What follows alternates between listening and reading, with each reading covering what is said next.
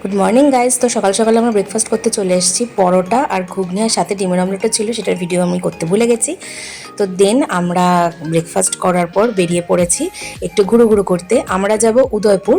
তো উদয়পুরে গিয়ে একটু খানিকটা সময় টময় কাটাবো, তারপরে কি করা যায় সেটা দেখছি। তো দেখো রাস্তাঘাট তোমাদের সাথে একটু শেয়ার করার চেষ্টা করছি। হ্যাঁ, যাই হোক, রাস্তাঘাট কিন্তু এখানকার বেশ ভালোই লেগেছে আমার আর কি। তো ফাইনালি উদয়পুর চলে এসেছি। এত রোদ আর এত গরম, সত্যি আর পারা যাচ্ছিল না, মানে প্রচণ্ড কষ্ট হচ্ছিল। তাও ঘুরতে এসেছি বাড়িতে, মানে রিসর্টে বসে থাকলেই তো হবে না, একটু ঘুরতেও হবে আর তোমাদের সাথে কিছুটা শেয়ারও করতে হবে। তো দেখো উদয়পুরটা ঠিক দেখতে এরকম। উদয়পুর আমি ফার্স্ট টাইম আসলাম। এর আগে যখন আমি এসেছিলাম তখন উদয়পুরের অত প্রচলন ছিল না। ছোটোবেলাতে এসেছিলাম, প্রায় ক্লাস 9-এ পড়তে ধরো, তখন আমার 14-15 বছর বয়স ছিল। তো যাই হোক, উদয়পুরের বিচটা বেশ ভালোই লাগছে।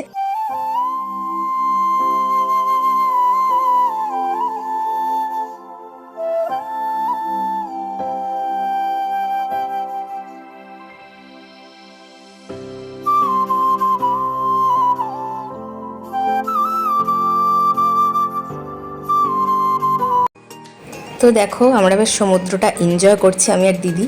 আর দিদি তো আবার গানের তালে তালে দুমদাম নাচতেও শুরু করে দেবে, পাশে গান চলছিল।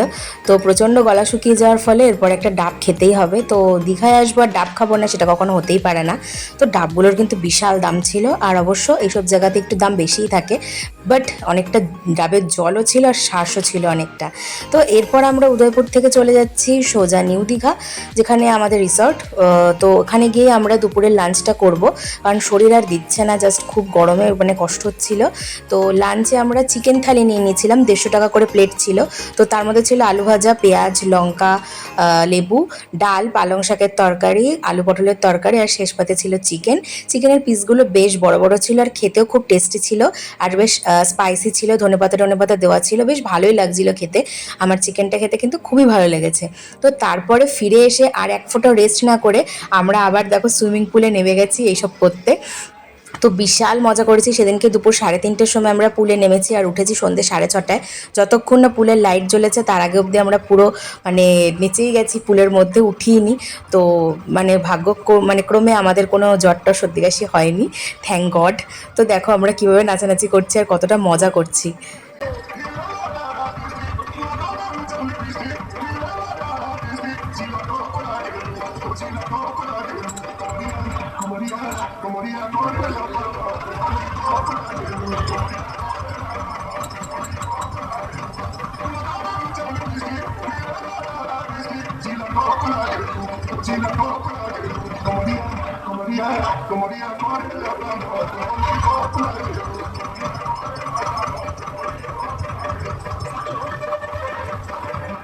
তারপর সন্ধেবেলা পুল থেকে উঠে একটু স্নান টান করে, মানে ওয়াশরুমে গিয়ে একটু স্নান টান করে তারপরে আবারও রেস্ট না করে আবার বেরিয়ে পড়েছি আমরা। তো দেখো রুমের বাইরেটা তোমাদের শেয়ার করছি, এবার কত সুন্দর পরপর পরপর সব রুম, আর বাইরেটা ঠিক এরকম। সত্যি রিসর্টটা আমার প্রচণ্ড ভালো লেগেছে, মানে আমি তো খুব হ্যাপি। রিসর্টটা মানে বেশ ভালো, খুবই সুন্দর। তোমরা যদি কখনো যাও তোমরা নিজেরাও ফিল করতে পারবে যে কতটা সুন্দর। তো যাই হোক, আমরা এবার চলে এসেছি ওল্ড দীঘায় একটু। তো ওল্ড দীঘায় সন্ধ্যেটা কাটাবো বলে। তো বাট ওল্ড দীঘার থেকে নিউ দীঘাটা একটু বেটার বেশি, ওল্ড দীঘাটাতে অত আমার ভালো লাগেনি। তো যাই হোক, দীঘায় যখন এসেছি সবকটা জায়গা না ঘুরলেও যেগুলো মোটামুটি ঘোরার সেগুলো তো একটু ঘুরতেই হবে। তো দেখো এই যে ওল্ড দীঘায় বিশ্ব বাংলার গেটটা আমার খুব পছন্দ হয়েছে, বেশ লাইট টাইট দেওয়া, বেশ সুন্দর করে সাজানো। তো তোমরা দীঘা আসলে অবশ্যই বিশ্ব বাংলার গেটটা তোমরা দেখো। আর তোমরা যারা দেখেছো তারা তো দেখেইছো। তো দীঘায় অনেকেই প্রচুরবার করে আসে, তো বলে লাভ নেই, আবার অনেকে আসেও না। তো তাদের জন্য এই ভিডিওটা খুবই ভালো লাগবে। তো দেখো এই যে বিশ্ব বাংলার গেট, এখানে কিছু ফটো আমরা তুলেছি, বেশ ভিডিও করেছি। আর তারপরে প্রচণ্ড খিদে পেয়ে গেছিলো, তো এগ চিকেন চাও অর্ডার করেছিলাম, আমি আর দিদি খেয়ে নিলাম। তো ভালো মতোই খেলাম, আর চাউমিনটা বেশ ভালোই ছিল, মোটামুটি খারাপ ছিল না খুব একটা।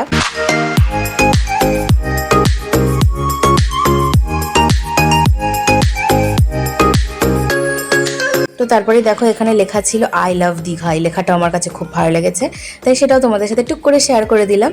তো বিশ্ব বাংলা গেটের পাশেই ছিল এই লেখাটা।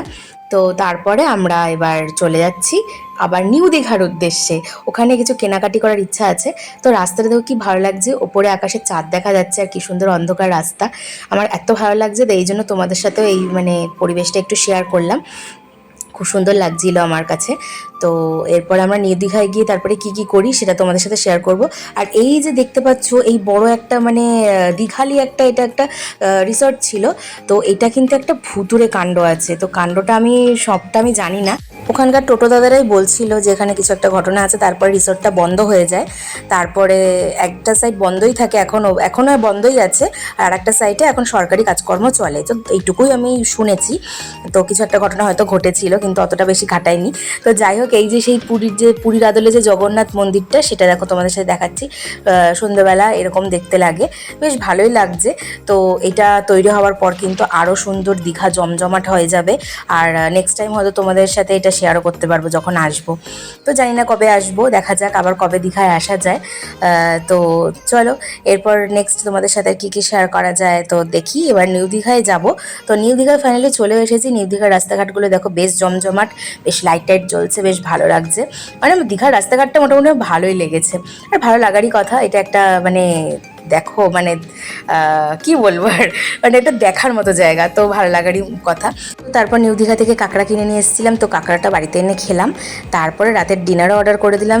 রাতের ডিনারে ছিল বাটার নান আর চিকেন ভর্তা, পেঁয়াজ, কাঁচা লঙ্কা, এই দিয়ে রাতের ডিনার কমপ্লিট করলাম। তো আজকে হচ্ছে আমাদের এখানে শেষ রাত, কালকে আমাদের বাড়ি ফিরে যেতে হবে, সকাল 10:30টায় আমাদের ঘর ছেড়ে দিতে হবে। সো ফাইনালি আমরা চলে যাচ্ছি টাটা দীঘা। একটু মন খারাপ করছে, কিছু করার নেই, ছাড়তেই হবে। তো এবার লিফটে করে নেমে যাচ্ছি নিচে। তো ফাইনালি দীঘা ট্যুরটা কিন্তু দুর্দান্ত ছিল, আমার তো খুব ভালো লেগেছে, খুব মজা করেছি। তো আর কি 2 দিন খুব ভালো করে কাটালাম, আবার আগের লাইফে ফিরে যেতে হবে এটা ভেবেই মানে আনন্দও লাগছে, আবার কষ্টও হচ্ছে যে আবার একঘেয়ে লাইফে ফিরে যাব। তো যাই হোক, সারা জীবন তো আনন্দ থাকে না, মাঝে মাঝেই আনন্দটা করতে হয়, তবে তার গুরুত্বটা থাকে। তো এই হচ্ছে আমাদের রিসর্ট রিজেন্ট আর নিচতলাটা, দেখে নাও। খুব মিস করবো, যাই বলো তাই বলো। এই যে জায়গাটা হচ্ছে, এটা খাওয়ার জায়গা, এখানে যারা বসে খেতে চায় এখানে খেতে পারে অর্ডার করে। তো আর কি, এরপর বেরিয়ে এসেছি, বেরিয়ে একটা ম্যাঙ্গো জুস খেয়ে নিয়েছিলাম। আর তারপরে আবার ওল্ড দীঘায় আমরা চলে এসেছি। ওল্ড দীঘার সামনে আমরা বসেছিলাম খানিকক্ষণ, কারণ আমাদের বাস সেই দুপুর 1টার সময়, তো কোথাও তো বসে একটু কাটাতে হবে, তাই ওল্ড দীঘাতেই বসেছিলাম, কারণ ওল্ড দীঘা থেকে আমরা বাসটা ধরবো। তো আর কি, এই দীঘায় খানিকক্ষণ বসার পর, যদিও খুব রোদ, গরমে প্রচণ্ড কষ্ট হচ্ছিল, শরীর প্রচণ্ড খারাপ লাগছিল, মাথাটাও ঘুরছিল, কারণ এত রোদের তাপ ছিল। তোমরা অনেকেই জানো যে দীঘার তাপমাত্রা খুবই বেশি, মানে খুব কষ্টদায়কই। তো যাই হোক, এখানে আমরা একটা ছায়া জায়গায় বসে খানিকক্ষণ ওয়েট করার পর তারপরে আমরা বাস ধরবো। তো খুব গরমে কষ্ট হওয়াতে একটু গোলা নিয়ে নিয়েছিলাম, তো গোলা খেয়ে একটু শরীরটা ঠান্ডা করে নিলাম। দেন তারপরে আমাদের বাস প্রায় চলেই এসেছে। এরপরে এই বাসে করে আমরা চলে যাব আবার আমাদের নিজেদের জায়গায়, ব্যারাকপুর। তো আর কি, এখানেই আমাদের জার্নি শেষ দীঘার। তোমাদের কীরকম লাগলো ভিডিওটা অবশ্যই জানিও। এই 2 দিনের ভিডিও তোমাদের সাথে যতটা পেরেছি শেয়ার করেছি। তো এবার বাস চলছে, তো এরপর আমরা ফাইনালি ব্যারাকপুরে পৌঁছে যাব। তো তোমাদের যদি ভিডিওটা ভালো লেগে থাকে প্লিজ লাইক, কমেন্ট আর শেয়ার করে দিও। আর যারা এখনও চ্যানেলটা সাবস্ক্রাইব করোনি প্লিজ সাবস্ক্রাইব করে দিও, আর পাশে থেকো আমার চ্যানেলে এরকম নতুন নতুন ভিডিও পেতে। তো আর কি, নেক্সট ভিডিও নিয়ে খুব তাড়াতাড়ি আসছি। তো দেখো আমি খুব টায়ার্ড, আমি এখানে শুয়ে রয়েছে, দিদি ভিডিও করছে। আমরা বাসটা পুরোটাই ফাঁকা ছিল, মাত্র আমরা 3জন মতো এরকম ছিলাম হয়তো, আর পুরো বাসটাই ফাঁকা ছিল। তো যে যেখানে পেরেছি বসে পড়েছি। তো টাটা, প্রায় চলে এসেছি, ব্যারাকপুরে ঢুকে পড়েছি। আর কি, এরপর নেক্সট ভিডিও নিয়ে খুব তাড়াতাড়ি আসছি। সো সবাই খুব ভালো থেকো, টাটা।